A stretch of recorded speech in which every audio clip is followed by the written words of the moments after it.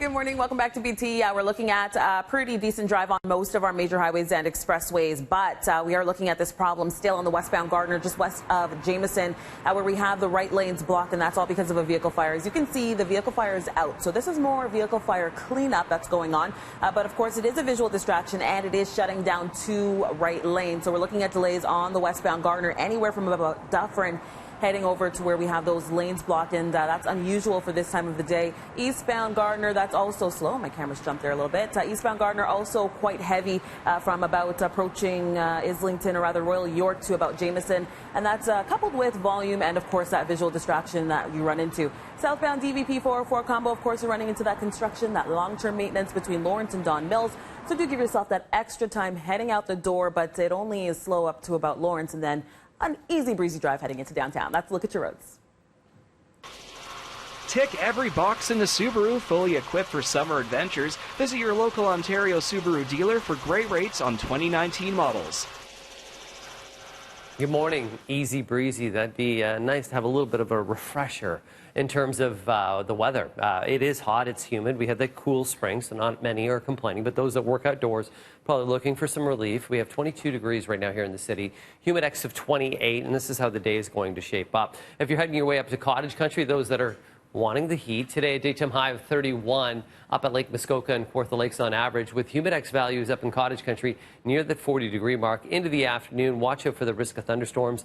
Looks like partly cloudy skies through Saturday, mainly sunny through Sunday, and a cooler feel through Sunday as well. Here in the city of Toronto, today is going to be the hottest, the most humid, 31 feeling 40. Tomorrow still humid, 29 feeling 39. Both days the risk of some thunderstorms, especially through the afternoon today into tomorrow morning. And then as we head our way into Saturday night into Sunday, we'll get into a northeasterly wind, and that means fresher feel for Sunday as well here in the city with a high of 25. Let's look at your weather. Mel, over to you. All right, thank you, Frankie. Let's talk about today, though. As he mentioned, it's going to feel nearly 40 degrees with that humidex in the city. And while the heat is on, Toronto Public Health says it will be easier to find a cooling center in your neighborhood. The city is expanding their so-called heat relief network to include more than 270 places where anyone can go to cool down. That includes libraries, community centers, pools, even some malls. This network will replace the mere 7 cooling centers previously operated by the city that were only open on the hottest days.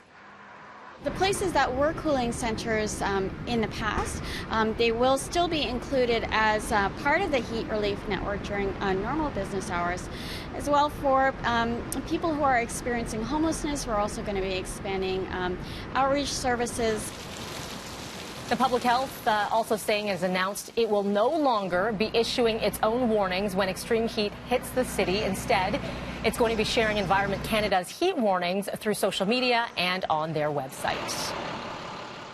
Well, driving in Toronto this summer, already a nightmare because of all that long-term DVP lane closures for bridge work. But now a major rehab project is also starting on the Gardner. Phase 1 from Jarvis to Cherry Street, expected to take over a year.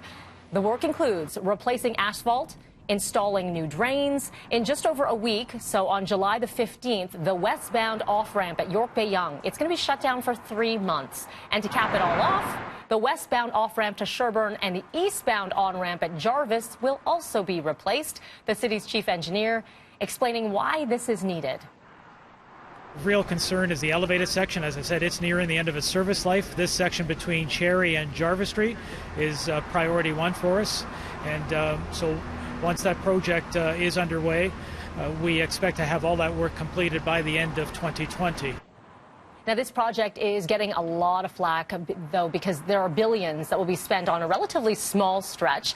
It's also a section that the city was debating 5 years ago whether to fix or get rid of. Council opting for that hybrid version, and that project is still in the early planning stages.